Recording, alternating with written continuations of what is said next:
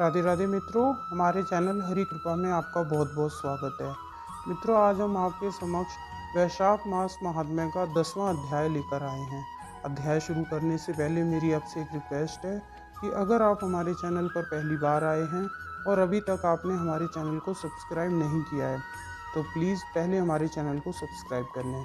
साथ ही साथ notification bell को भी ज़रूर दबाएं ताकि जब कभी कोई नई वीडियो आए तो उसकी नोटिफिकेशन आपको सबसे पहले मिले। तो इसी के साथ श्री हरि के चरणों में नमन करते हुए अध्याय प्रारंभ करते हैं। शुद्धदेव जी ने पूछा, हे महाराज, वैशाख मास में छत्री दान करने का क्या महात्म्य है, सो सुनाइए। क्योंकि वैशाख मास में करने योग्य शुभ कर्मों को सुनते सुनते मेरी तृप्ति नहीं होती है।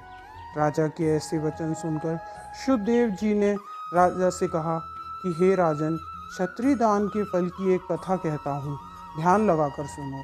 सतयुग में एक हेमकांत नाम का बंगाल का राजा था जो बड़ा ही बुद्धिमान और बलवान था। वह एक दिन शिकार खेलता हुआ घने वन में चला गया। वहाँ अनेक प्रकार के मृग और शूकरों को मारता हुआ जब थक गया तब तेज गर्मी के कारण दोपहर के समय मुनियों के आश्रम में पहुंचा, जहाँ शतरुचि नाम के ऋषि व्रत में मगन समाधि लगाए ध्यान कर रहे थे। उनको ये मालूम नहीं था कि आश्रम में कोई आया है। अतः ऋषि ने राजा का उठकर सम्मान नहीं किया, जिससे राजा क्रोध कर उन्हें मारने को उद्यत हुआ। तब ऋषि ने 10 सहस्त्र शिष्यों से सहित उसे ऐसा करने से रोका और कहा, हे दुर्बुद्धे, इस समय हमारे गुरु समाधिस्थ हैं, इनको इस समय कुछ भी पता नहीं है, तू क्रोध मत कर। तब क्रोध से विहल होकर राजा कहने लगा, हे ब्राह्मण, मैं थक गया हूँ, तुम मेरा आतिथ्य सत्कार करो। शिष्य बोले, हम भिक्षुक बिना गुरु की आज्ञा से आपका क्या आतिथ्य सत्कार करें। ऐसा शिष्यों से उत्तर सुनकर उन्हें मारने के लिए धनुष उठा लिया और कहा, मैं तुम्हारी पशु तथा दस्युओं से अनेक बार रक्षा करूंगा, मैंने ही प्रतिग्रह दिए हैं, अब तुम मुझे ही शिक्षा देते हो, तुम मुझे भूल गए हो, अतः तुम अतताइयों को मारने में दोष नहीं है। इस प्रकार अत्यंत क्रोध कर बाण छोड़ने लगा। तब शिष्य इधर उधर भागने लगे।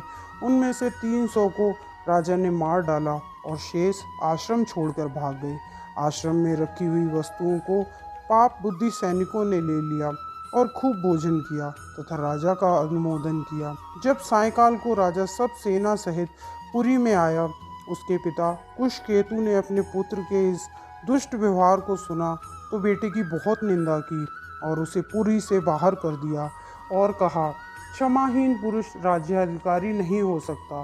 तब पिता से त्यागा हुआ राजा हेमकांत व्याकुल हो गहन वन में चला गया तो वहाँ उसे ब्राह्मणों की हत्या सताने लगी और भूख के मारे वह जीव जंतुओं को मार मार कर खाते हुए पेट भरने लगा। इस प्रकार हीन अवस्था में इधर उधर घूमते घूमते 28 वर्ष बीत गए। एक दिन तीर्थ यात्रा करते करते त्रित नाम के महामुनि वैशाख मास में दोपहर के समय उस वन में आए। वह तेज धूप व प्यास के मारे अत्यंत व्याकुल हो छाया रहित वन में मूर्छित होकर गिर पड़े। दैवयोग से हेमकांत के मन में चित्त मुनि की ऐसी दशा देखकर दया उत्पन्न हुई और ढाक के पत्तों की छतरी बनाकर छाया के निमित्त मुनीश्वर के सिर पर लगा दी और अलाबू का जल दिया। इस उपचार से मुनीश्वर की मूर्छा जाती रही। चेत आने पर सावधान हो वह उन पत्तों की छतरी को लगाकर धीरे धीरे किसी गांव में पहुंचे। इसी पुण्य के प्रभाव से उसके 300 ब्रह्म हत्याएं क्षण भर में दूर हो गईं, जिससे हेमकांत को बड़ा विस्मय हुआ कि मेरी ब्रह्म हत्या कैसे दूर हो गई। इसी प्रकार विचार में पड़े हुए हेमकांत को संग्रहणी रोग उत्पन्न हो गया। अत्यंत कष्ट से व्याकुल हो जब प्राणों के वियोग में महान अंतर्धान उत्पन्न हुआ, तब उसे 3 पुरुष यम के दूत बड़े बड़े भयंकर रूप वाले, जिनके सिर के बाल खड़े हुए थे, दिखाई दिए, जो राजा को डरा रहे थे। वह अपने किए हुए कर्मों को सोचते हुए मौन हो गया। फिर क्षत्रिय दान के प्रभाव से वह विष्णु भगवान का स्मरण करने लगा। तब विष्णु भगवान ने अपने महामंत्री विश्वसेन को आज्ञा दी कि तुम जल्दी जाकर यमदूतों को रोको, क्योंकि हेमकांत ने वैशाख मास में जो धर्म किया है उसके कारण वह निष्पाप हो गया है तथा ये मेरा भक्त है, इसलिए इसे दूतों से छुड़ाकर उसके पिता कुशकेतु राजा के पास ले जाकर कहो कि तेरा पुत्र धर्महीन, महान पातकी, ब्रह्मचर्य रहित है, परंतु इसने वैशाख मास में धूप से व्याकुल मुनि की छतरी लगाकर रक्षा की है। अतः छतरी दान करने से ये निष्पाप हो चुका है। ये शूरता, उदारता तथा गुणों में तेरे समान ही हो गया है। इसलिए विष्णु भगवान की आज्ञा अनुसार तुम हेमकांत को राज्य का भार सौंप दो। विष्णु भगवान की आज्ञा पा विश्वसेन ने हेमकांत के शरीर को स्पर्श किया।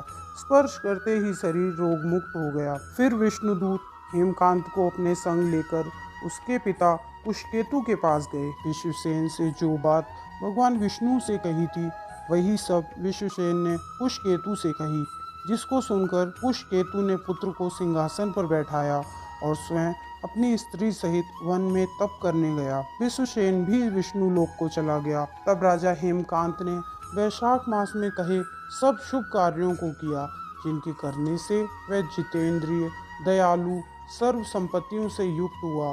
पुत्र पौत्र आदि से संपन्न हो संपूर्ण भोगों को भोगकर विष्णु लोक को गया। वैशाख मास के धर्मों से अधिक कोई धर्म पापों को नष्ट करने वाला नहीं है और यह सुलभ तथा धर्म, अर्थ, काम, मोक्ष रूप चारों पदार्थों का दाता है। इसी के साथ मित्रों, वैशाख मास महात्म्य का 10वां अध्याय संपन्न होता है। अध्याय आपको अगर पसंद आया हो तो इसे अपने मित्रों, रिश्तेदारों के साथ ज़्यादा से ज़्यादा शेयर करें तथा वीडियो को लाइक करें। राधे राधे मित्रों।